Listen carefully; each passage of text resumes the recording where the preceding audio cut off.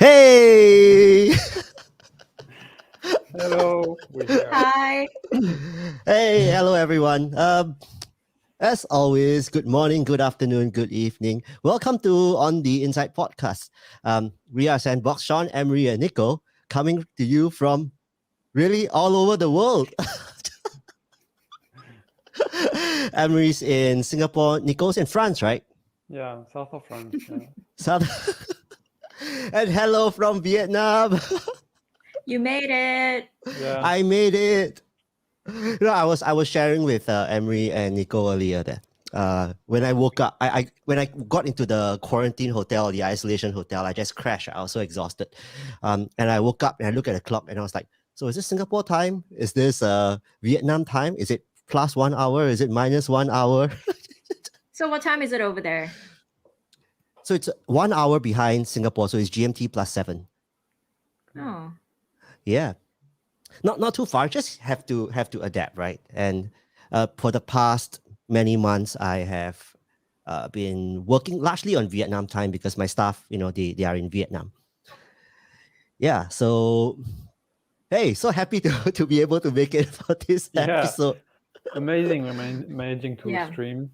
Yeah. Yeah, and let's hope the internet connection holds up. Yeah, looking good so far. So far, yeah. And Raymond says hello. Hi, Raymond. For everyone, just a quick note from myself. I think a lot of people have dropped me messages. So thank you. I will respond to the messages after this show.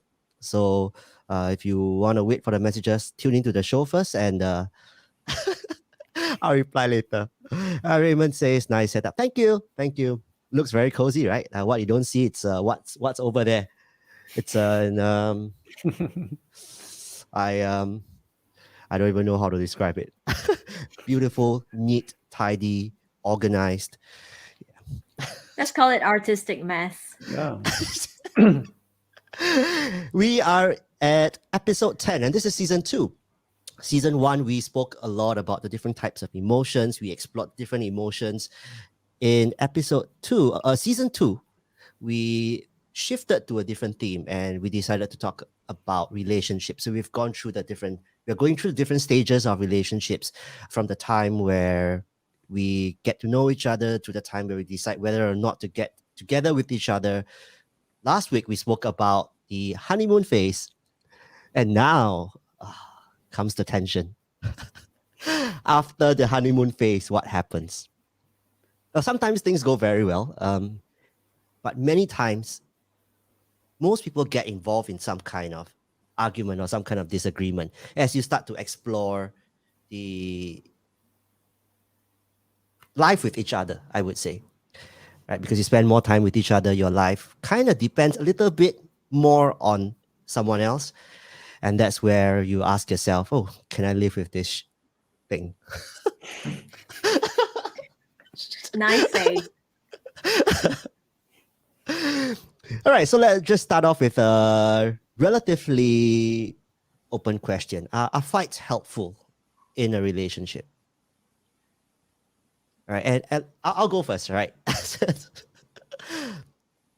I think generally fights are helpful because you get to understand what your partner likes or doesn't like, and it's important to have these kinds of discussions. When it comes to fights, the first thing that comes to my mind is a difference in opinion about handling something. Right? Not necessarily getting into a fist fight. At least that's not my style,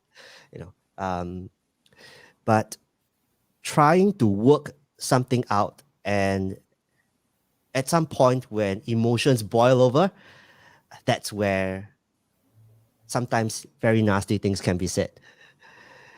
Yeah, and that could be the start of a fight, largely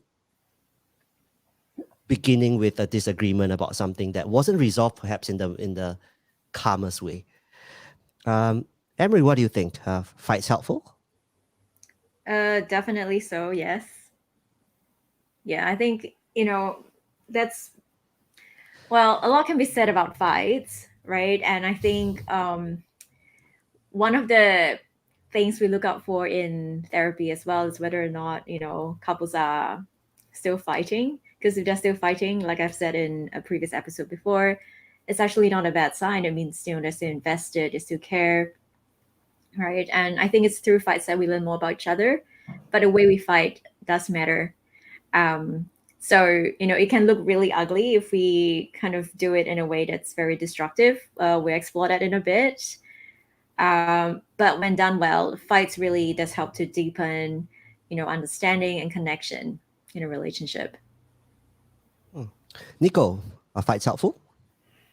Yeah, yeah, I think so. I mean,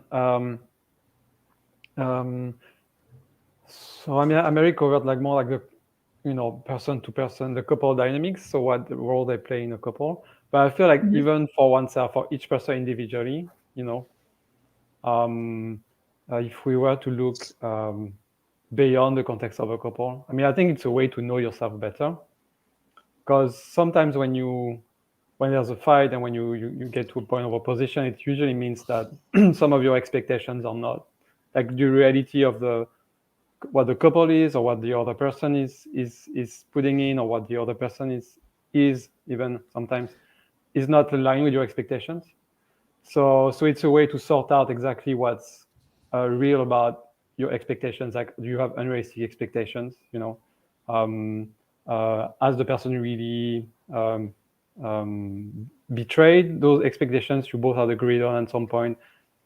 There's a number of things that can be worked on around expectations, I feel, during fights, and that helps, like, having more clarity about what you can expect of the other person, and maybe also find ways to help yourself and help the other person live up to kind of better behavior, better better care for oneself and the other, I would say. Yeah. So part of it is understanding your own expectations. Sometimes when you get into a relationship, you don't know that you have those expectations until you experience it. You're like, hey, how come it's like that? Something is not right. Yeah, and then you react in a way when you don't expect it, right? So, okay, we have a message from Cynthia. Says, hey, why so fast? You're in Vietnam? Yes, hi, I'm in Vietnam, yes. Hello, thanks for tuning in, as always. Yeah, why is it so fast? Because the show must go on. Yeah. So I told myself whether or not I have one laptop, a small camera, or a proper setup, I will try to make it. Right. So thank you all for joining us. Now, let's get straight into the article of discussion. And this article was not from Amerie, but suggested by Amerie. Do you want to take us through it? Yeah, maybe. Sure, but before that, yes, but before that, we need to ask some questions. So, bit of reflection time. What is your relationship to conflict? Right? How would you say you respond to conflict, Sean? Or I can go first if Sean needs more time. Sure. Yeah. Avoidance. What a save. Avoidance? Yeah. Okay, could you tell us a bit more about what that means, Nico? Well, it means it can show up in a number of ways. Too many to count, but generally it's like you might not be comfortable in fights, engaging in like explicit, overt fight. That's what I mean. So in an argument, obviously not physical fight, but also physical fight. But I mean, obviously that would be a good thing to avoid, just to be clear. But you don't want to be avoiding arguments, like just verbal arguments. Yeah, it's not ideal. So the way I can show up is like pretending there's no problem when there is, pretending you're not hurt when you are, trying to find excuses for the other person when there might not be any. There's really a number of ways, not being comfortable, not knowing your needs enough, not being comfortable being assertive about your needs. I could keep going. And so these all things will show up when you essentially trying to avoid conflict. Yeah. And as you can see from my list, it obviously sets you back, right? Because obviously you're going to run into issues when you're not able to hold the other person accountable. when you're not clear about your need, when you cannot, get your need met and ask for your need to be met. So the issues with that are obvious, when it comes to avoiding conflict. Yeah. Right. Understanding that, I mean, do you feel like as you have more and more of these, incidences over the years, do you feel like you're able to catch yourself in the moment to say, okay, I know this is not right, and then you try to change something on the spot? Yeah, of course you can. I mean, that takes time, right? And then you learn, and then you talk to people, you work on yourself. There's many ways, you read, many ways to work through, how you function in relationships. All of us have different patterns. And I would say you really get better, over time at picking up those things, and you discover new ones as well that you didn't know about, like new strategies to avoid and everything. But the good news is, as time goes by and you know yourself better, they become just kind of smaller strategies with less and less consequences and impact. Just small things. No big deal things, and you learn how to really deal and step up when there's really a big issue. And so that's you definitely, that's how you grow. And then there's a level when you're like, that's fine, meaning, okay, you see, you've been slightly avoiding in the situation, but then you know yourself enough and you're like, that's fine, it was not a big deal. I no need to be too hard on myself about trying to be the most perfect person, knowing all the right strategies to communicate my needs effectively. You also have to give yourself some slack and relax, and it cannot all be about watching yourself all the time. And so you have to be clear also what's worth it and what's not worth it in terms of or what's an issue and what's not an issue in terms of working with your patterns, I would say. Yeah. Mm-hmm. Yeah, I guess the problem arises when, if one is, say, quite avoidant, and maybe there's a tendency to shut down during conflicts, and then perhaps, the other partner would perceive that as not caring or ignoring, and, take that personally, and that will kind of maintain a cycle of conflict, isn't it? Yeah, definitely. And I mean, it also sends the wrong message, right? Because as you said earlier, we essentially couples would fight actually are functioning rather well, because there's in that fighting, there's also a sign of caring, meaning you really want to be working through issues to repair the relationship, and you really in there's a fight, there's really at the core the belief that the person can change, right, and have ways to, which means you want the relationship to still go on. And I think when you're using avoidance strategy, what happens sometimes is that the person think, okay, he or she doesn't care anymore. It might look like you don't bother dealing with issue when they come up, which means can send the wrong signals, that you're not caring.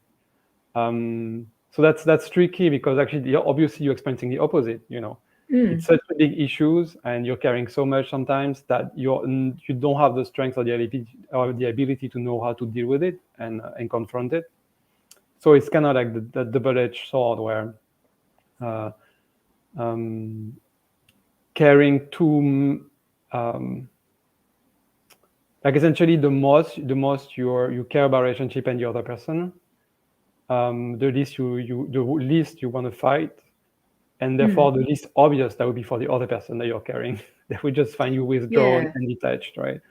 Yeah. That's right. Actually, wasn't there a study that showed that, when partners are more shut down, or, they kind of withdraw, right? It's not that they actually don't feel anything, but in fact, their physiological arousal was actually really, really high. So, it's really not a good reflection of what they're feeling inside. Yeah, and I mean, as you stated, it really is a protective mechanism where things get too intense. If they get too intense, it means they really matter to you. It means that's a big issue. It means that the relationship matters to you, right? But you're not in a mental and physiological space, and you don't have the kind of strategies to communicate it effectively. Yeah.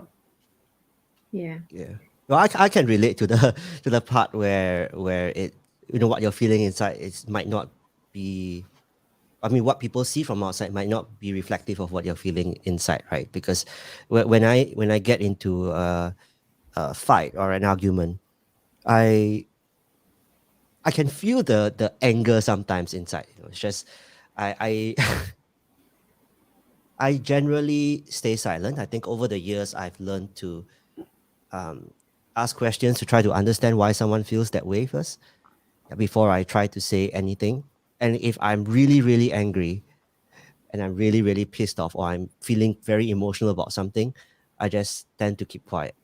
Right. So when I was in a relationship, my ex also understood that that's the way that I'm like when I'm not happy. It doesn't mean that I don't talk about it, but I might not address it like there and then on the spot, because I might say something that I would regret. And that's Yeah. that can be a good strategy, by the way, I Mhm. think. I mean, You need to sort of, regulate your emotions, right? You need to sort of, bring that down a little bit, the arousal, before you could actually be in a space where you could, say something that's more reflective of, what your intentions are. Yeah. Yeah. And I think knowing myself, I can say very nasty things when I'm pissed off. So, I mean, like, why? And so, okay, sometimes that what you say is people remember that initial manner which the message was brought across, right? Even though after that you say, hey, that's not what I meant. Hey, let's just calm down and stuff like that. But it's not really like that. They remember that, oh, the first time it happened, this is how he reacted. And that's not a good memory, I think. I would personally, over the years, I would rather, and I've chosen to stay a bit more silent, but making sure that the partner understands that, oh, it's not that we're not going to talk about it, but not now. I feel one reason why it can be wise as well is that often when you react very strongly to something that happened, it's not necessarily always about what's in the situation. It can be triggered also by your emotional backlog, maybe your baggages from previous relationships and so on. And sometimes if you get this time to look at the situation, past the emotion wave and after it kind of has receded, you realize that, okay, so when it comes to the specific situations, there was an issue, but not that big of a deal. And I may be reacting that strongly because, I was hurt before in similar situations and a number of things. So I think it's having a moment of pause is really wise, because we make sure that we don't have too much of our past baggages rush in the situation and makes everything much worse than it actually is, and then have us overreact. Right. Sure. Yeah. Okay, so with that. Okay, it's a consensus. That was So we can end here. What time is it? Great. That was a short. One of the things that came to my mind was the time when I first realized that I have to regulate my emotion. It comes very, very early, right? Because sometimes I tend to predict what might come when I don't really know what's going to come. And I mean, it's if anyone has gone through some kind of relationship, okay, if your girlfriend tells you, hey, we need to talk, usually it's nothing good, right? But and you fear the worst, and you start to wonder, what could it be? Is this the start of an argument? So there tends to be this heightened emotional response even before you know what the issue is. And it could be something really small, right? It's just that some people like to, hey, I have something serious to tell you. And so is there a better way to say that, do you think, instead of, we need to talk? Is there a better way to set the stage? I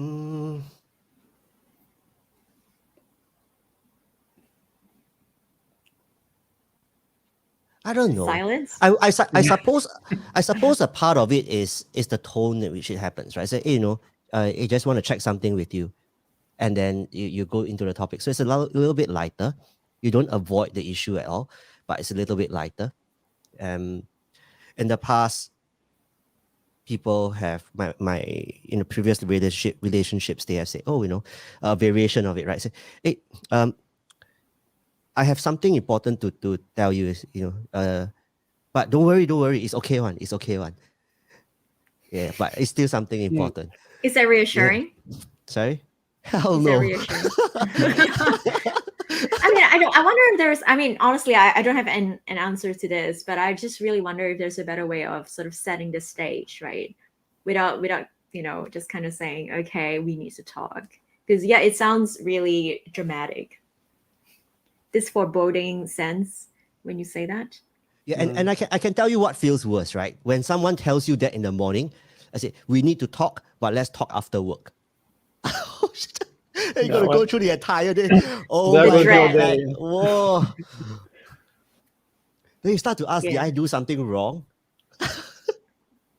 And you Yeah. have 8 hours to reflect before you go into the conversation without knowing what the issue is in the first place. Yeah, that's right. Yeah. So I don't know. I mean, like, I guess, just maybe jumping straight in, wouldn't that be easier, don't you think? Instead of, sort of petting it with, we need to talk, just kind of going, okay, so this was the issue that I have a problem with, and just going straight in. Would that be easier? Yeah, I think that dragging out is not a good feeling. It just ruins your day. It just messes up with your mind. I think it should be addressed at the right point, right? Because you're going to choose the correct moment, right? If sometimes at the end of the day, when my experience, right, and I'm like super duper exhausted already, and my partner wants to discuss something with me, right? Of course, my first impression is I'm so tired. Yeah, will I still get into that discussion or at least listen? Yes, because that's my promise that, if you're not happy with something, you say. Yeah, and I think over the years, she's learned to choose the correct time or the more appropriate time. Yeah, but I don't think it should be dragged out like, I got something important to tell you. Let's talk about it tonight now. Right. But at that point, the way that you bring it across, if it's a little bit more lighthearted, if it's more straight to the point, if there is no passive aggressive, no, all of that, it resolves the issue a lot quicker, I feel. And if both parties are mature enough, they'll realize that, okay, this is an issue to be resolved, not why are you so difficult? Right. And I'm just curious to know about, what you guys think, right? I mean, personally, for me, I don't like to go to sleep feeling like there's still something hanging. I would like to resolve some sort of a conflict before bed, before the day ends. Are you guys feeling the same way about, resolving conflicts before you go to bed? How does that work for you? I can go first. I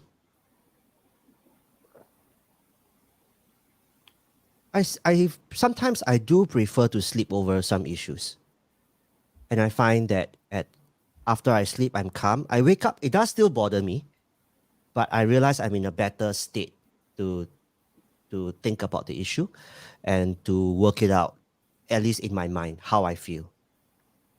Right, and then I can address it after I have better clarity of what the issue is, what are the different factors, and what's my part in it, what's her part in it, what is just as a result of external circumstances that we can't control. Yeah, and sometimes sleep helps me to do that because sometimes at the end of the day, the brain is just exhausted. Yeah, so I would prefer to resolve it there and then before the end of the day. But it's not a problem for me if it drags on to the next day. Not too long though, because these things, after too long, you just get this feeling that, okay, there is peace now. People seem to have moved on, or you have plastered over it. So let's not talk about it because it's a difficult conversation, right? Yeah. So those are my thoughts. Yeah, okay with the next day, but not dragging it too long. More to give myself calm and clarity. Yeah. I mean, personally, I find it really hard to fall asleep if there's still something hanging. Like, physiologically, there will still be quite a bit of arousal for myself, I imagine. And Nico? Oh, sorry, what you said just sent me now on another track. But Come back. No, because I want to address it as well. But I think for me, I don't think that I don't really have. Okay.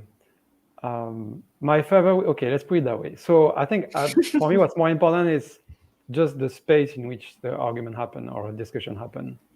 So I want to make sure it's the best possible as far as possible, it's the best possible condition to have that kind of talk. Like meaning the setting is right, like it's not busy, we won't get interrupted, that's the emotions are not running too high, things that are really okay.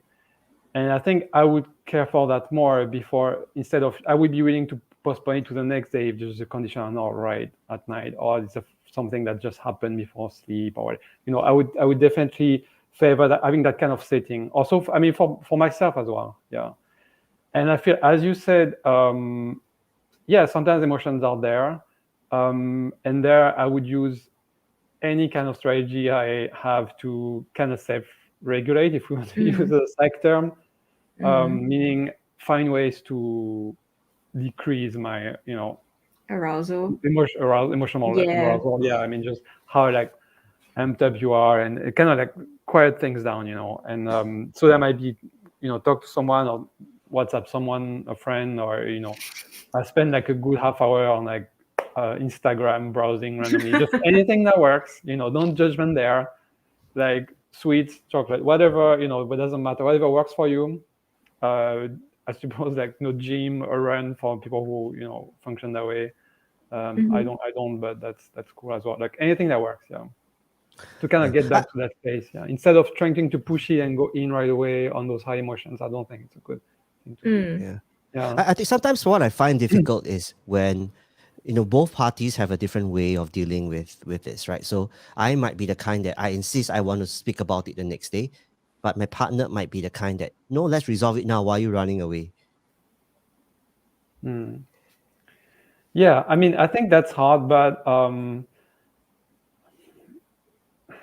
I mean, this is challenging, because it's like the question, okay, how used are you to talk about your partner, about how you feeling and what's your emotional state, and how good are you at sensing like where you're at. So I mean, are you comfortable saying something like, okay, I'm really quite tired, or I'm really quite angry, and I'd rather we not talk about it right now because I'm scared about what might happen, or I think that's really not the best place for me to talk about this right now. So if you have that kind of talk with your partner, I think that's a good time to have it. If you don't, just do your best, and try sometimes to do that. Try to and hope for the best. Yeah, hope for the best. Yeah, but I mean, I think that's really worse than like communicating, just learning to feel and communicate how you feel. It's super hard. It's something that's not easy to do. It's hard to do alone as well. I mean, some people do it very well, but most of us, it's just very challenging to just even feel, because when you're in that space, you're angry or you're upset, you're just in that bubble and just cannot, you don't even know how you feel anymore. So I mean, it's those two steps, just feeling what you feel, and being able to communicate with your partner. These are great skills to learn to get, but I get that it's hard to, and they can help in those kind of situations. Many others as well, actually, but mostly in those, yeah. Yeah, because I would tend to make it a point to listen, at the very least, listen to her. If not, she would feel like it's quite a terrible feeling, right? Like it takes courage to come up and say, hey, there's something that I want to tell you, and you don't even get the courtesy of a listening ear or a little bit of time. Yeah. So I might listen. I might choose to respond the next day. Yeah, but at least I would listen, and I would say that I would thank the person for just at least agreeing to bring it up, because for me, it's the ability to communicate openly is a key part of the relationship, right? So what holds everything together? I used to always say, I still do that. I think most importantly is you're not happy with something, just say, rather than hide it, and in the end, everything just kind of explodes, right? So if that is what I feel is important as the core value of the relationship, then yeah, I would try my best to support that and to fulfill that, live those values. I think it's commendable. Can I just quickly add something? Yeah, I think it's commendable, but I feel for me, I think it depends about different people. I think some people who don't have the space to even listen. So I myself, I know, could be able to tell the person I'm going to listen, but the quality of my listening just won't be there, and it will show. But some people can do it. Can just put your stuff aside for a second and really focus and listen to what to be heard. But for the people out there who can't do that, I just want to acknowledge that. Yeah. Yeah. I mean, I was just thinking, right? Yeah, I mean, sure, we have different styles. Some of us are okay with, say, resolving conflicts there and then, and some have to sort of wait it out and maybe take some time to mull over things before, actually commenting on something or sharing how they're feeling. But regardless, I think at the end of the day, it's just really this need to know that we're okay, right? I think with every conflict comes also this fear that perhaps this would shake the relationship, right? And I think what's unspoken would be this question: Are we okay? Right? I think the conflict could go perhaps unresolved, but what's more important is realizing that yes, this can be an ongoing discussion we have. We can have disagreements, but at the end of the day, we're still okay, right? I don't know what you guys think. In some way, it's about establishing common ground, right? And I think that probably is a good platform to start the discussion with your partner. That okay, it's the nice thing is we are working towards coming to an agreement, or we are starting to understand each other better, and working towards living with each other. Yeah. And I think when you establish a good common ground, a similar goal or a similar aim, then that puts the discussion in a better context. Yeah, rather than I'm finding fault with you or Yeah. Yeah. Okay. So with that, let's move on to the four horsemen. Yeah. Oh, Emery, just before that, let me just do a quick shout out to all the people who are here. So, hey, everyone, thanks for joining us. This is our 10th episode. And if it's the first time you're listening to us, just remember to subscribe or follow wherever you're listening to us, be it an audio only platform or whether you're on Facebook or you're on YouTube. If you haven't subscribed to us, well, plenty of platforms: Spotify, Anchor, Apple, YouTube. But just join us, and that's where you'll be able to get all the updates. We are live every 2 weeks, right? All right, thank you. Emery, let's get into the article. Yes. So this is going to be us delving into the four horsemen, right? According to this model by Gottman. So without going too deeply into what they do and stuff, what we want to know is that these four horsemen that we're going to be exploring are predictors of the end of a relationship, right? And so we're going to look at them bit by bit. The first up, we have criticism. So this is the first horseman. So criticizing your partner is different than offering a critique or voicing a complaint, right? So an example could be, say, if I'm giving a complaint, I was scared when you were running late and didn't call me. I thought we had agreed that we would do that for each other. And criticism sounds like this: you never think about how your behavior is affecting other people. I don't believe you're that forgetful. You're just selfish. You never think of others. You never think of me. And Wow, way more stingy. yeah, right? I mean, how Well, I do you mean, that's feel? written in a way that's purposefully brutal as well, just to highlight the contrast. That might be Yeah, more of course. subtle in real life, right? Yeah, but I mean, I'm sure we experience That's- this quite a bit, isn't it? I mean, we just tend to take it a bit more personally, right? It just feels more like an attack. yeah. Yeah, it feels like an Yeah. attack. And I think the response to that is easily no, Mm-hmm. no, I didn't do that. Yeah, And and so it kind of triggers like this whole chain reaction. You get more defensive, they get more critical, and it just kind of goes on. It's not a really happy ending. Yeah, because really that sense is like, yeah, it's even like, no, I'm not like that. Yeah.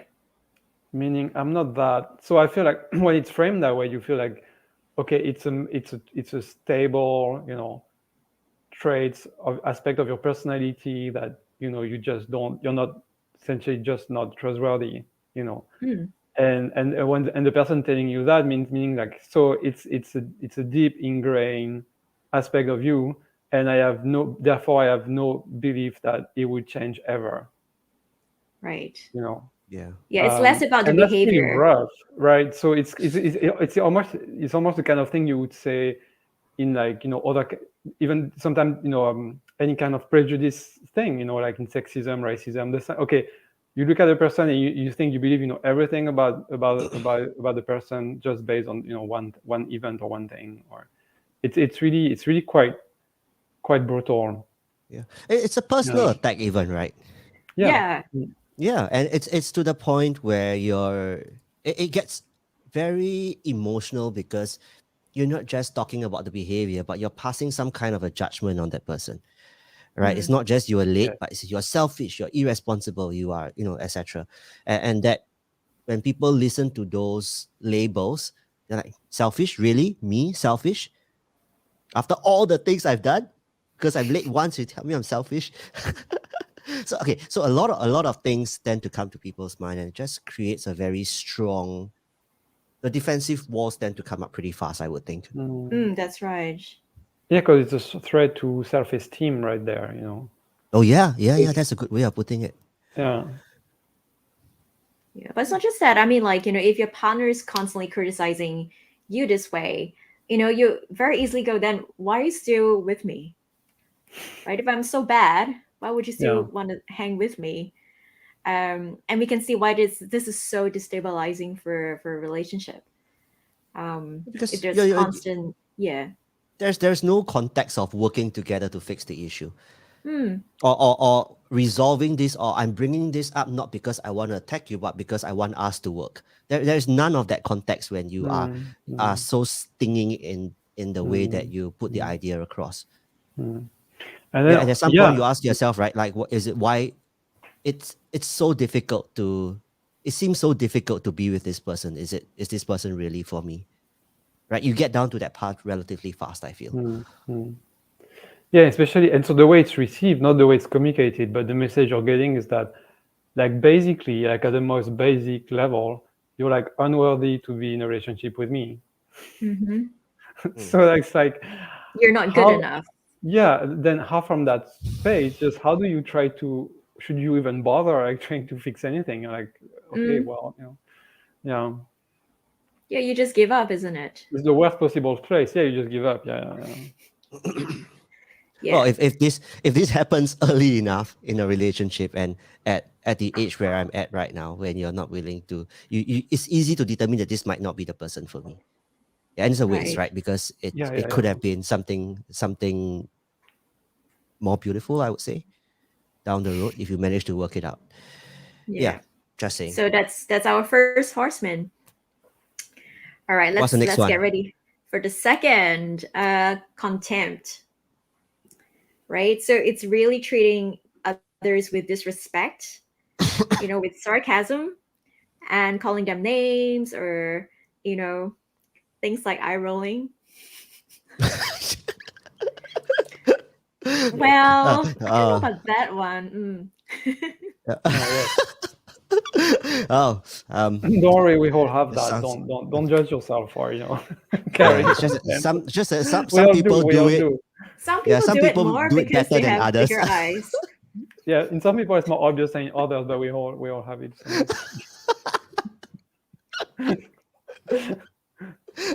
Sometimes eye rolling can be endearing, I mean, wait. Yeah. Maybe. Oh yeah. Right? That's true. Yes. I think it has to be, well, I think the intention is really important. What's the intention behind the behavior? Yeah. So contempt. Moving on. Okay. So research shows that couples that are contemptuous of each other are more likely to suffer from infectious illnesses. Really? Yeah, apparently. Interesting. Yeah. So weakened immune systems. And contempt is the single greatest predictor of divorce. It's back to the infectious disease illness thing. It's a stress thing, isn't it? Yeah, probably. I mean, it affects the immune system, gets compromised. Yeah, you get sick more easily. Why do you think it's the single greatest predictor of divorce? I don't know. I mean, my guess is that, again, it's the sense of, feeling really small, feeling inadequate. And if you're constantly being made to feel that way, I mean, how can you flourish and thrive? Right? I mean, it's not just feeling. Sorry. Go. Yeah, I mean, it's a sense that there's this bit of a power hierarchy there, right? If you're constantly being disrespected, right? It's not just a matter of feeling like, oh, my partner is just nagging at me again, right? It's a sense that I'm never going to be good enough, and I'm really so. No matter how I try, they're not going to be happy. And I'm defective. There's something wrong with me. I should be ashamed, right? I think it's again going back to this idea of shame that we talked about in one of our previous episodes, and how it can be a really painful feeling to have. And if that's a daily affair, it's going to be really hard to keep going on. Why? How does this compare to criticism then? Like, because we did speak about criticism also making the other person feel small, right? I feel because with contempt, there's also something in the nature of the bond between the people. Like for me, the way I understand contempt also, it's like really one of the partner is essentially looking down on the other. Yeah, it's a power sort of difference. So really looking at the person from a place of like moral superiority. And so usually in psychology, it's an emotion that's very closely associated with disgust, meaning the sense that in terms of morality and who you are way beneath me. And I want to keep as much as a distance with you as possible. Even in a relationship. Think about disgust. The way disgust function, the way disgust function is kind of like something makes you disgusted. It has a function biologically is to protect you from eating things that will make you sick. Essentially, that will contaminate you. So it's the sense of like really you want the maximal, just someone who you essentially outcast the person, if you essentially. So I think that's why it's very threatening to relationship, because it's the strongest possible pull to push someone. I mean, it's the strongest possible drive to push someone away. So like there's just no way you're going to maintain a bond against that kind of thing. It's kind of like it's just the most opposite thing. It's like even someone, think of it in terms of food analogy. It's kind of weird, but it's really how it functions in the brain. That it's really about moral disgust in a way, almost at some level. It's like if you're really deeply disgusted by a dish, even if everyone thinks it's the most fantastic thing, it's totally fine, it won't make you sick, you just won't touch it. Meaning it's a kind of thing that cannot be repaired. You can't break it. You just can't very hard to break through it. You cannot change it, unlike other things. It's really deeply ingrained kind of thing. Yeah. If you think it's deeply ingrained, does it also mean that it's some bigger issue that needs to be resolved? Because this is something that is not it doesn't sound like it is. If it's a one-off thing, it's going to. Okay, let me rephrase that. So it feels like this is something that has been brewing. This is not something that is just a one-off attack and oh, I was in a bad mood kind of thing, right? Because to feel such a deep sense of wanting to put somebody down or to establish your superiority over that person, it must come from something that's been long-term. Yeah, could be a sign of a bigger issue to resolve. Don't know what issue that is. I agree. I agree fully. I think it's not something that comes up. I mean, it's comes from long-standing issues in a relationship. I don't think it's something that comes up. It's really about your deep view of the other person. So it can only come with time and a lot of issues that have been unresolved over a number of things. But on a study, the way they looked at it is like, so because a friend was working in couple therapy and he told me about that study, the one that predicted divorce. So essentially, they looked at people's facial expressions during couple therapy, and I think also speech, but I think mostly facial expression. And they looked at facial expression of contempt, and those facial expression of contempt was actually predicting couple that wouldn't do well in therapy and will eventually divorce. But what my point is that those couple to be in couple therapy already had long-standing issues. So definitely, it was a cause of long-standing issues. Only in some couple that lead to contempt, while in other it did not. And the one in which that did not lead to contempt managed to repair the relationship and move on. So the question, yes, it's a long-standing thing. The question is like, then why through long-standing issues. Some people go to that content thing and they just kills it off. And some other people do not. No, they might critique, but they wouldn't think at the core that the other person is worthless, essentially.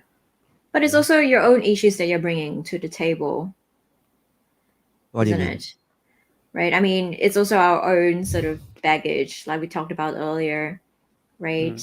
Perhaps our past relationships might have colored the way we, approach interactions in this current relationship, right? Perhaps our own childhood history, perhaps, a bit of modeling after how our parents resolve their conflicts. So there's a lot of other factors to think about, right? Which is why we have different styles, and some couples can have conflict for a long time but still be quite happy in their relationships. They're highly satisfied even though they fight all the time, whereas others will be fighting a lot, and it gets to a point where there's a lot of contempt in the relationship. I would imagine if this, this contempt way of dealing with a fight, if it's the first time, what could also be a factor is the other person who's hearing it might be like, is this really like, is this truly how you feel about me, and you've been suppressing it all the way? And it creates a lot of instability, because firstly it's a surprise, right? So there's that shock factor, but secondly it creates a lot of instability. Like, have you been feeling this way all the while? And you start to doubt a lot of other things in the relationship, including yourself. Yeah. Yeah. So that's brutal contempt. Yeah. Yeah. What's next? Next up, we have defensiveness. That's the third Horseman. So according to this article, so this is not my words, so it's just all on the Gottman website. We've all been defensive, and defensiveness is when we feel unjustly accused, when we fish for excuses and play the innocent victim so that our partner will back off.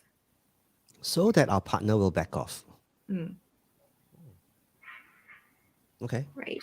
It's typically a response to criticism, right? So if you feel like your partner's been criticizing you, you just get into this mode where you're just really defensive, right? So the aim is to protect yourself rather than That's to right. shoot back. That's right. Because you're feeling cornered and you feel like, okay, I just have to push back. So an example for this would be, did you call such and such to let them know that we're not coming tonight as you promised this morning? A defensive response could be something like, I was just too darn busy today. As a matter of fact, you know just how busy my schedule is. Why didn't you just do it? Oh, if I hear something like that, Slap my your response face. will be, yeah. Scream. Are you freaking serious? Like, did you just say that? Super triggering. Super triggering. Yeah. Wow, there's so much in that response that creates I don't It's really the know what idea to of say. reversing the blame, isn't it? You're putting the blame, sort of passing the hot coals back to you. Yeah. My sense is that it's called being defensive, and it can be actually a defensive mechanism. I mean, if you're faced with by someone who's really being critical, in the sense we talked about earlier, or being contemptful, and you feel like going not at your behavior, I think you've done wrong and you could change, but at your basic self-esteem, things you cannot change about yourself, then that will trigger some very strong pushback that are kind of like vague, panicky, kind of like, no, I'm not the bad person, you're the bad person, or look, I'm not the bad person, I do this,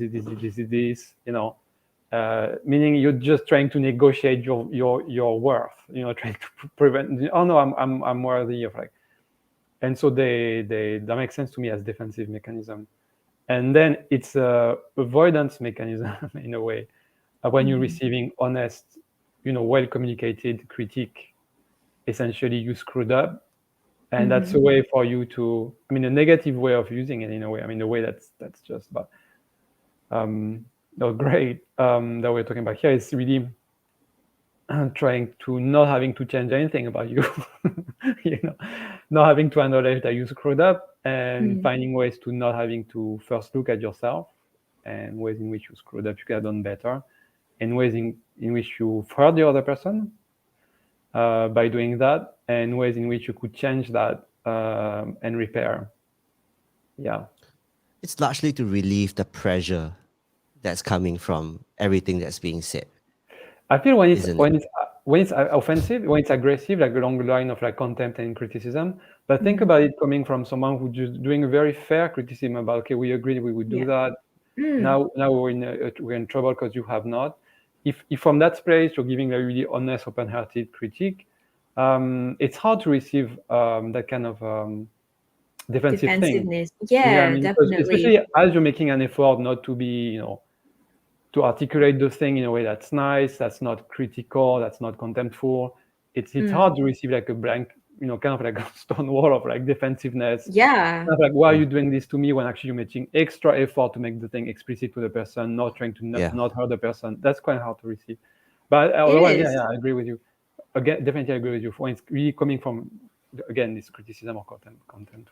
I mean, it's really painful, like you said, when a partner is really just trying to be open or saying something really neutral, but then you have the other partner receiving that to perceive it as criticism all the time, or to take something neutral personally, right? And if you have a partner who is constantly perceiving that and always getting to a very defensive mode, it is very hard to resolve any sort of conflict, right? Because there's just no space to give any sort of feedback.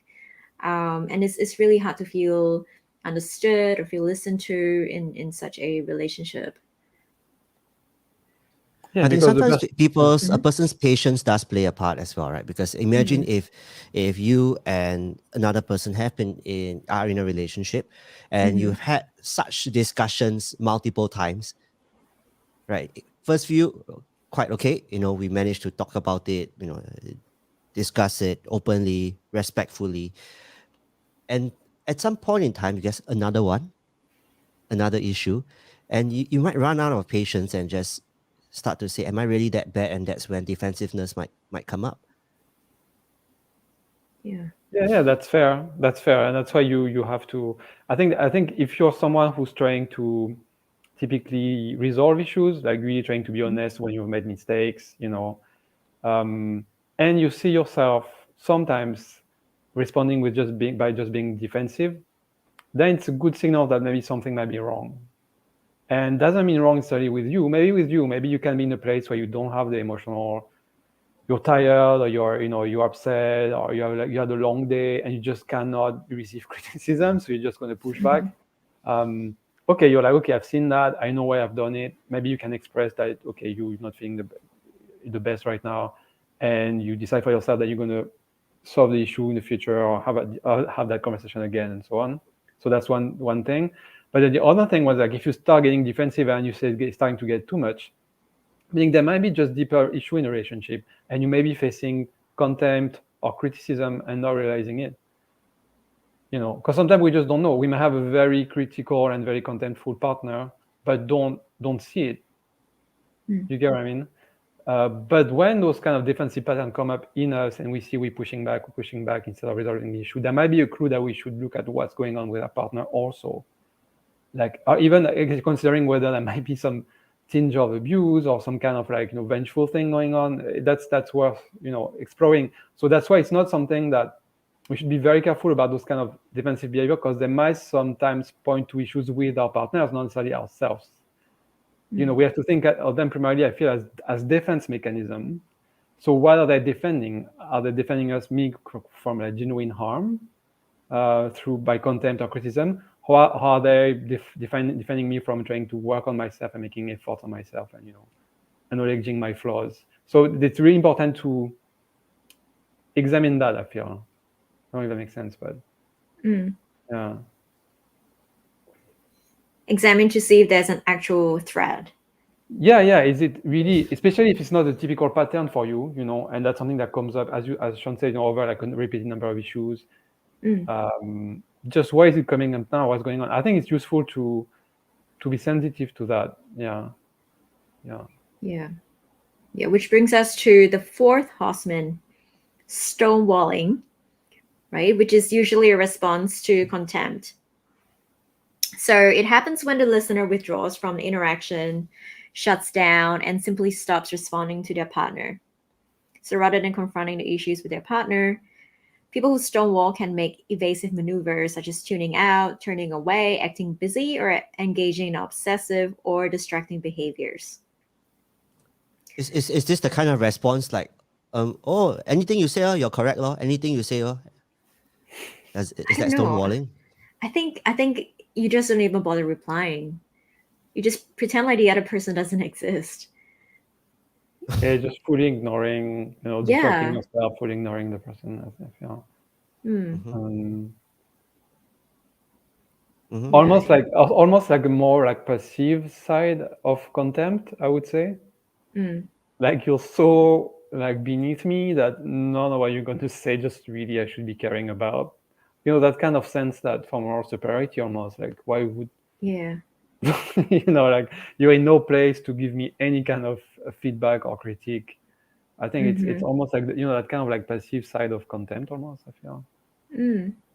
Or pride or whatever you call it, but since it's like contempt, like a reaction or like a resistance to to that.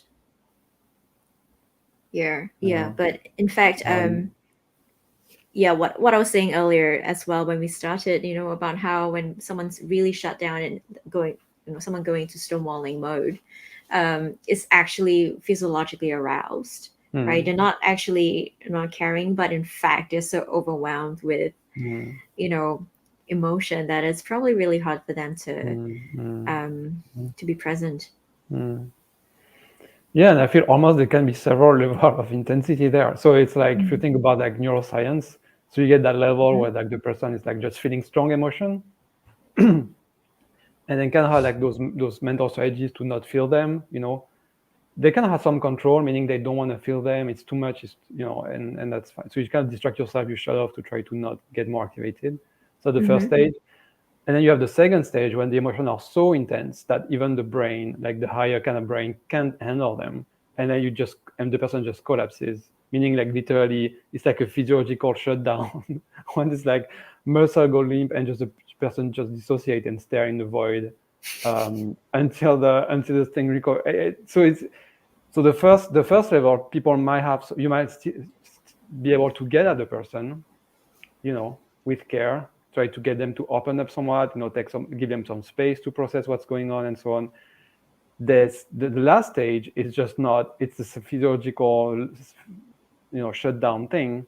And there's really not much you can do. I mean, the person just essentially brain is not working and won't be able to process any kind of information you will be sending them. So you need to just get plenty of space. And so it's really difficult and this could be read as stonewalling, meaning someone who just essentially traumatized could be read at being stonewalling, So this is because of a physiological overwhelm, not so much because of like the person cannot continue to put up his argument points, or he cannot sustain the argument. So it's the body just shuts down, not by choice. Like no matter what I say, you're just not going to listen, and therefore screw it, forget it. Like for instance, for some people who tend to argue and fight and like scream a lot, get very dramatic, which is totally fine. Some people do that. Someone who's not used to that, for instance, might completely go in like around, like what's going on, just like it's just like an aggression essentially, and it just have that huge brain shutdown essentially. That might happen, and then the other person would really have stonewalling, when actually it's just physiological thing. But at the same time, when it's really typically only will be there when it's very intense, very dramatic kind of argument, or when the issues are stakes are very serious issues, like very big issues. So if it's kind of like daily argument, you won't typically see that. And if there's like you have the wall thingy, the person is just blocking out. That's definitely because they don't want to have to deal with what you're throwing at them. Yeah, just wanted to acknowledge the fact that there are some cases where it's not always something they have control on. Yeah. So do you think this is something that leads to the relationship potentially ending because people already get that sense it's just too much? Or is it just a one you mean argument? The extreme case, like which Possibly, situation? yeah. You mean? in an extreme case, like because I mean, to some get to the people- point of shutting down, it's quite emotionally draining as well, right? Mm. Yeah. Oh well. Yeah, some people would read it as abuse, right? Which might be fair in some cases. And in other cases, you would be, okay, if my partner is so, like, if you want to use like a psych term, dysregulated, meaning they're so unable to control their emotion that as soon as something goes off, they just keep screaming and it's a big drama. You're like, sorry, that's just, as you said, that's just like, it's exhausting, right? Just like, it's way too short to, yeah, it's in any case, it's, or sometimes it might indicate deeper seated issues, you know, when you have those kind of very high intense, we haven't talked about that, and we could, those very kind of very intense kind of, but when stuff get really heated up, it's and that happens sometimes, you know. It means there's a number of issues that haven't been dealt with. And it actually means, as Amerie was saying, that both persons might still care, you know. And the intensity shows care, not hatred, actually. Yeah. So with that, would you guys like to know some antidotes? We need to end with hope, okay? We need to end with hope. All right.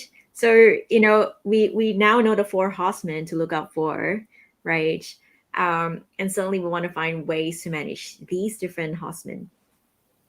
Mhm. So what do you think might be a good antidote for criticism, right? If this is something you think you experience in your relationship. Any thoughts, any ideas? Criticism. Sorry, yeah, Let me you wanna go? You go first. Yeah, I think I would. I mean, it's hard to do. So in the ideal kind of thing, you know, just essentially expressing how that the criticism makes you feel, what you heard in the criticism, and how it made you feel is really helpful. For instance, feeling like you could say something like, okay, from you telling me, I feel like we're not trying to solve a specific issue, but you're just, you know, just a blanket, you know, statement that just basically judging me for who I am. So can we maybe just understand why that's happening, what's going on, and then is there an underlying issue? Why is it, and let's solve it. But I would not move so fast on and trying to find another issue. I try to understand first, why are we not able to talk about that specific issue only, right? There's more, you know, that warrants such, like, you know, blanket kind of judgment thingy. Yeah. I suppose the part that really stings is because you pass a judgment over the person, right? Yeah, So it is, Right. Exactly. That's what you need to Exactly. address, I think, when that happens. I mean, you need to make it explicit that it's a judgment. If you think of the examples I gave earlier, right? I mean, you know, a complaint is when you use I statements. I mean, it sounds really, you know, simple, but yeah, it's very really psychoeducated, you know, very psychology. Yes. Use I statement, you know, do Yeah. you know. But I mean, to be honest, I think a lot of people forget. I mean, especially when we're emotionally charged, you know, there's no way you're gonna be like, I feel this, I feel that. And you're more likely to go into, you know, you said you're gonna do this, why didn't you? Right. Yeah, And that's fair. and so you know, the idea here is to have a more gentle startup, according to Gottman and his model, right? But I think, Nico, you nailed it in when you described you know, the kind of needs to explore. So what am I feeling right now? What do I actually need here? Right. I mean, these are questions to help us sort of, you know, guide how we could do this gentle startup in the conversation without getting lost, you know, in the heat of the moment. Yeah. So contempt, what's the antidote here? Well, we know about it. That's divorce, right? Isn't it? I thought I followed that closely, and I'm pretty sure that's the answer. That's an expensive solution, no? Is there like a cheaper one? Maybe. No, I don't know. I mean, I think intuitive. that's a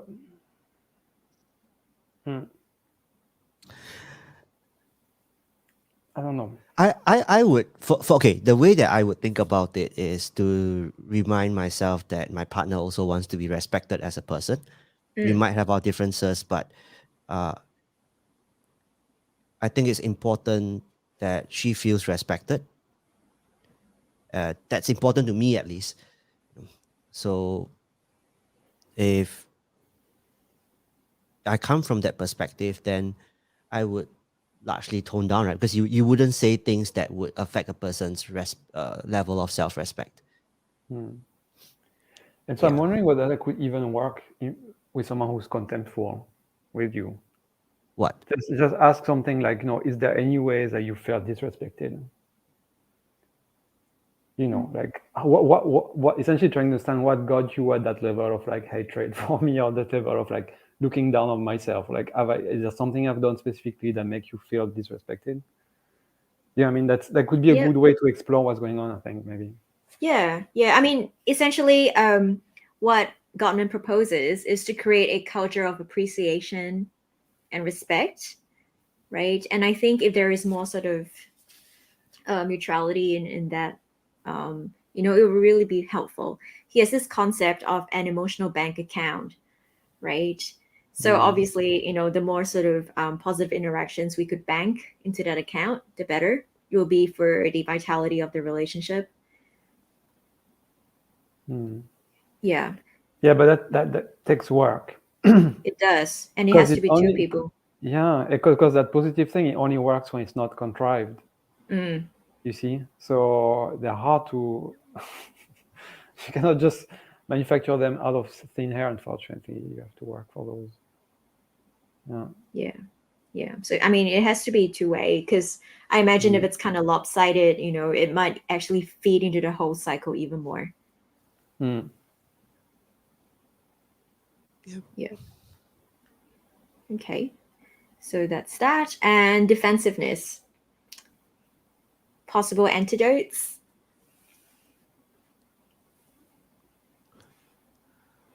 Well, it's tough, isn't it? Because if assuming that you've come from let's work this out together, there is nothing really attacking you,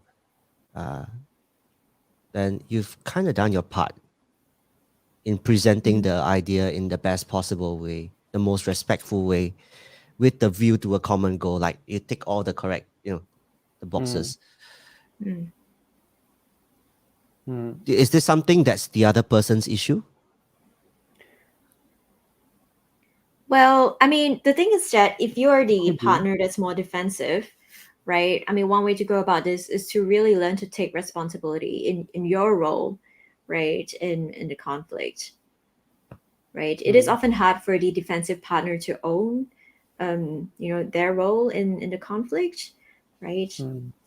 Which is why they're so quick to pass the hot coals back to the partner. So what you're saying is, if you start off that kind of conversation with, okay, this is my part in the issue, then it kind of lowers the walls, because you're entering the conversation from the perspective that I also screwed up. All right, I have some part to play in this, and I'm not running away. And if I can openly tell you that I messed up, then you should feel less fear saying that you also messed up. So there are two wrong parties here, not just one. That's right. Also, I think why it's useful, because it kind of take the self-esteem out of the equation. Meaning, I can acknowledge I screwed up. You can acknowledge you screwed up without ourselves, but we can still respect each other as person. That's right. I can respect you. You can respect me as a person, and I can still respect myself as a person. Like, I don't feel less of a person for acknowledging the. And I think we talked about a lot in the episode of shame, it really comes down to shame as well. I mean, when we carry shame, I feel we're more likely to be defensive, because any kind of critique would be a threat to our self-esteem. And I think, trying to find a space where we can cultivate our own self-esteem. It's really very healthy, I feel, and that's where you can really be more effective at communicating, like in a couple, right, at all level. very similar to working with employees as well. Yeah, Go because ahead. it's no, because it's easy for employees when there's an issue that happens. It's easy to blame the employees. But one of the things that I tend to ask myself is, what could I have done to prevent this from happening? And when I approach the staff with the issue, okay, this is where I messed up, right? This is your responsibility, and you contribute. This is your part. This is my part. Yeah, right. You need to work out your part. I also will be working on my part, and that way we resolve the issue. I think the concept is quite similar. Yeah, it is. In a couple, I think it's harder when you have a hierarchy thing that you might have at work, because you have the pressure to come up with the solutions yourself, right? As being the boss, typically, that's what's expected of you. But in a couple, you work at that together, so you can even have that aspect where you're like, okay, just help me understand better how I've screwed up, for instance, or help me understand better how that thing I've done have hurt you so much that you've gotten defensive, or you've gotten in that space where you know, I mean, it can be more like level kind of thing, where which at work you wouldn't. It's harder to do, but yeah. I used to think of how do I ask those questions, like when I'm not in an argument, of course, right? At a calm time, I'm like, oh, if I'm really pissed off, how do I actually say something like that? Whoa. It's hard. Yeah, it's hard. It's hard, right? I actually tried to rehearse it in my mind a few times, because you kind of really feel like these times will come. You don't know when it will come. Yeah. But in a calmer situation, you try to come up with the perfect way to ask the question. But I mean, I said the way we present it, it's often like those kind of like template sentences that have been worked out by like psychologists who thought about it for 30 years. You know what I mean? But it's not how it works in real life, right? But in real life, it's hard. You have to break it down. It can be just like, how are you feeling? You can take it step by step. Just one thing at a time. Just ask sometimes, how are you feeling? Small things. It doesn't have to be, right away you get the full thing, and like, can you please explain to me how what I've done might have hurt you, and so on. You kind of have to ease into that kind of question, right? Because not everyone is comfortable expressing themselves or is able to express themselves so well if you just jump in straight. So if you ease into it with some, I don't know, easier questions or guiding questions, it allows them to feel more comfortable sharing what I would think is also a vulnerability. And you can model that as well. You can, if you're comfortable yourself, you feel you're in a place where you're feeling better, you're in a better place than your partner maybe, then you can model being very vulnerable with them, in a way that won't put pressure on them, and so that makes it easier for them later to also, open up. You can start that thing of, it's generally. And also, I just want to acknowledge that here we're mostly talking. We do a lot of talking, because that's what it's about. But there's like many ways to work through things without often talking. Like in couples, there's moments where things can be acknowledged without having to make everything so explicit, like people would do in like maybe I don't know, certain kind of like American middle class way, maybe. I don't know. I think about the stereotypical ways of like kind of think of the kind of people who go for couple therapy and so on, because that's what the Gottman thing is, right? So but there's many ways that can be, you can repair those things by just bringing food. I don't know, there's so many ways to do it that it's not about, that doesn't require, you can communicate that kind of understanding without having to use so many words. That's what I'm saying. Yeah. So through actions. Yeah, through actions. Just small words. It really doesn't have to be big grand gestures that you've prepared. Yeah. So like the little things like we talked about earlier, the emotional bank account. I think that will act as a nice buffer for very intense situations, because if you generally have some sort of emotional safety in your relationship, right, it is very protective. Yeah, because at the end of the day, this emotional bank accounting means that you consistently put in good feelings, and at a time when you need to have a difficult conversation, you feel like you have some buffer. Yeah, so I mean, kind of like in a typical bank account, right? If you have more savings in there, right, your credit balance is a little bit more positive than it is negative, right? When you have conflicts, that at the end of the day, your relationship is pretty sturdy, right? It's secure, right? A conflict's not gonna really rock you guys, and at the end of the day, you're still okay, right? You're still okay as a team, right? When there is Yeah. less of a threat, there is less of a need to react. There is less of a need to perceive the other's words as being a personal attack, and hence, you don't have to go into this mode of having to self-protect by being defensive, right? It really does help to, create an environment where it's okay to disagree, and realize that it's not a personal thing. It's not that your partner hates you or something like that when you disagree. Yeah, makes sense. It's And just easier to have briefly- these conversations when the consequence is you're not going to break up after this. Yeah. That's If you're right. treading on such thin ice. Yes, and just exactly that. And just briefly, it can even be things like, think of ways like, can you kind of,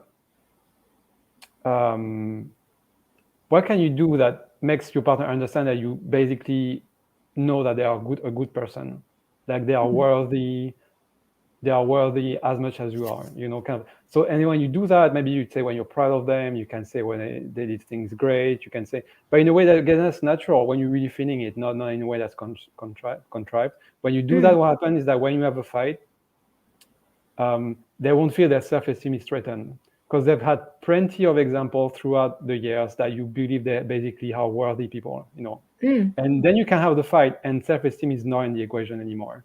It's really just about the specific event. You know what I mean? So it's not so threatening. So you won't have the contempt. You won't have the defensiveness. You won't have those things. Yeah. And last but not least, we have stonewalling, right? And what do you guys think might be a good antidote to this? If you are the person who is stonewalling, I would say, well, okay. we can't change our partner, so the partner themselves would have to be okay with changing the behavior. I think the way that I cope with relationship helps prevent me from stonewalling, which is taking time out. Could be over a sleep or a nap or, if the next morning kind of thing. That gives me time to process, allows me to relieve some of the pent up emotions, sometimes through physical activity. And I think that prevents me from just shutting off totally, because I have more capacity, right? After I take a break or I do something else. Maybe alone as well, not together with the person. Because there are some people like, every time we have a problem, you run away alone. No. It's not like that, right? Yeah. I just need space sometimes. And when I have that space, I'm able to contribute better.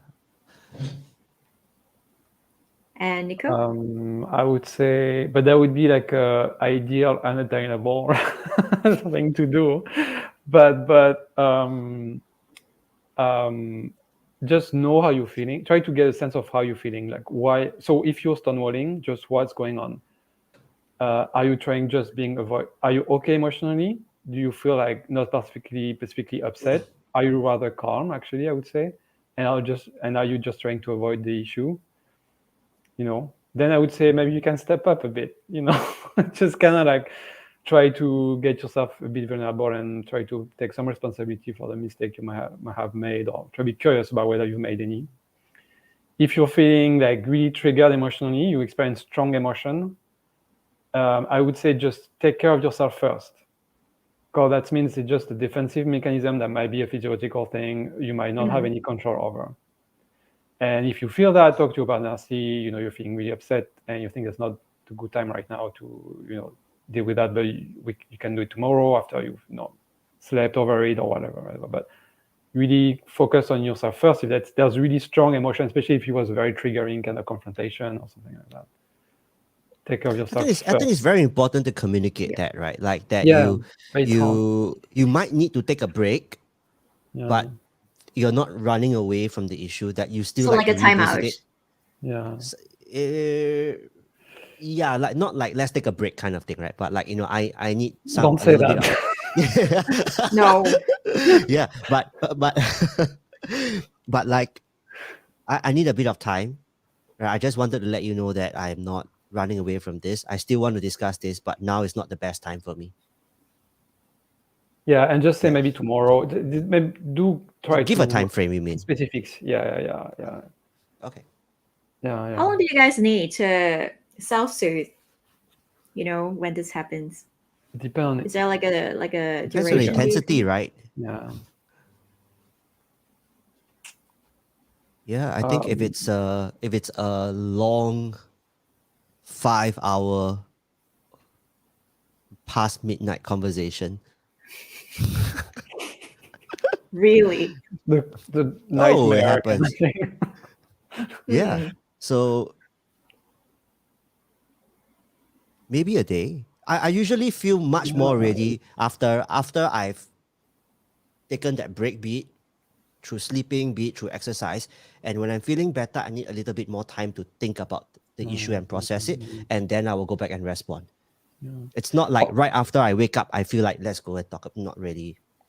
Because I'm looking for clarity in my thoughts, right?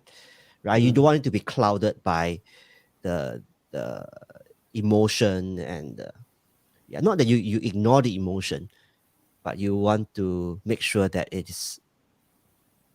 you're solving the real issue at hand, not just the emotion. Yeah, an important bit also you said was like on that clarity thing. So I feel like it really depends what else is going on with you as well. I mean, like if you're overwhelmed with work stuff you have to manage, you're going to need more time to get that kind of mental space and think through things than if Agree. it's the middle of the vacation and you're doing fine. It's yeah, definitely. So I don't think there's I think it's gonna be harder in the middle of a vacation, though. Don't you think? Because the expectation Oh, is that you know isn't there you're a just. golden rule? Don't argue when you're on vacation. Has it ever worked? Wait. Vacation means like you're on leave, or vacation like you're traveling? Well, I was just thinking on leave. Okay, if you're on leave, higher chance you could have a conversation like this. If you're traveling, golden rule is don't fight overseas, if possible. Okay, I didn't know that. So the pattern I've It's just My seen, golden rule. My golden rule. Sean's golden rule. I don't know if that's a thing, but the pattern I've seen like in myself and also in other people was that they tend to be fights early on in a leave or a vacation, kind of like a clearing backlog thing. I don't know if you find that. You know what I Nice. mean? Like on the first To few get it out days. of the way, get the bad stuff out of There's the way, sometimes and because then we there's can always play. frustration around planning and things don't quite go as planned sometimes. There's always so many people also I've seen that many people also I've talked to, and there's often that thing that's there. But Yeah. But anyway, you guys are right. I mean, we have to self-soothe first before we can do anything, right? And that's kind of the way to go to really, prevent a stonewalling situation. If we can find ways to, down-regulate our emotions, be more emotionally present instead of being hyper aroused, right? We'll be more in a space to have those conversations with our partners. Yeah, easier said than done, though. yes. Okay, Yeah. we are at 1 hour 25. I think it's time for us to share our final thoughts and before we discuss what's going to happen in the next episode.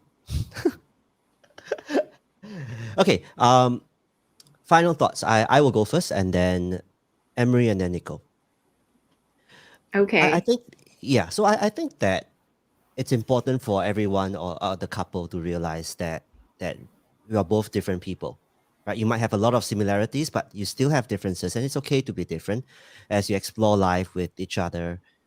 Where two people you're trying to find a way to live with each other and the differences that we have. It's normal that these disagreements come about. And I think if the correct perspective is, we want to work out, we want to know where's the compromise, then I think that sets a nice foundation. Yeah, for the argument. It's not a personal attack, but more of working towards a common goal. Yeah, and recognizing that it's okay to be different, right? You're not looking like not everyone's a perfect match from day one. Yeah. Emery? Okay. Well, I agree, and I think it's really about setting the stage for disagreements.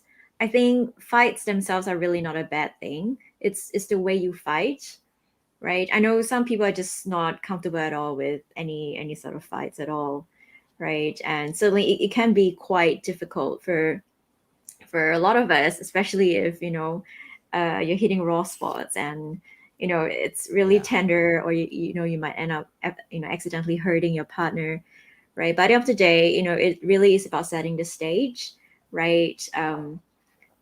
Really maybe even setting some rules, right? Okay, when we do have disagreements, okay, these are some things we want to avoid, like calling each other names or things like that, knowing each other's triggers, um, being respectful even when you're disagreeing. I think these basic rules would be really helpful in guiding fights and making fights actually constructive. Yeah. Nico. Yeah. So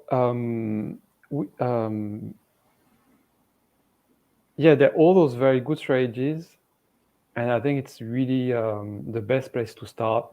Try to see what works best for you. I mean, we talked about a lot of those strategies. Some more difficult than others, and just try to figure out which ones. Try them out and try to figure out which ones work best for you and which one feels like more natural to you. And don't try to go for some things that feel contrived or kind of try to just keep what resonates with you. And the other thing, so that would be kind of the outside thing. And if my sense is that, and we touched on that a bit, but what can be really helpful to work with like all those issues and make sure that we go from a best possible place to deal with those, is to really try to get in touch with your self-esteem and where it's at, and the shame you carry.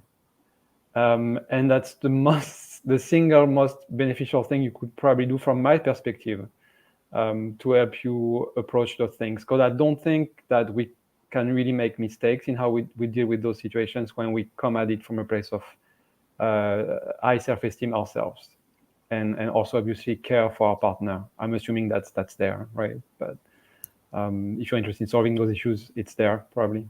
So yeah, we'll work on that thing. I think it's very helpful. Yeah, let's work on it together. Sounds like a good way to to approach to approach disagreements. Why does it sound Okay. like sound creepy when you say that? Why? Let's It's work so on nice, it You're right? together. projecting. Yeah. Yeah. Anyway, okay. No. Next episode. Yeah. The What's topic- up next? What's the program? I don't have the menu. Sorry. Was it Guys, we breaking talked up? about this. No, being single. Yeah. Oh yeah, single Back to again. being Being single single. again. Yeah. Oh man. Yeah, I know. Oh. That's Oh. why no one remembers this, because we Yeah, don't want to. we. It's a It's defense painful. mechanism. Yeah, exactly. It's so painful. Yeah, but Yeah. yeah, that's the thing. So, All right. It happens.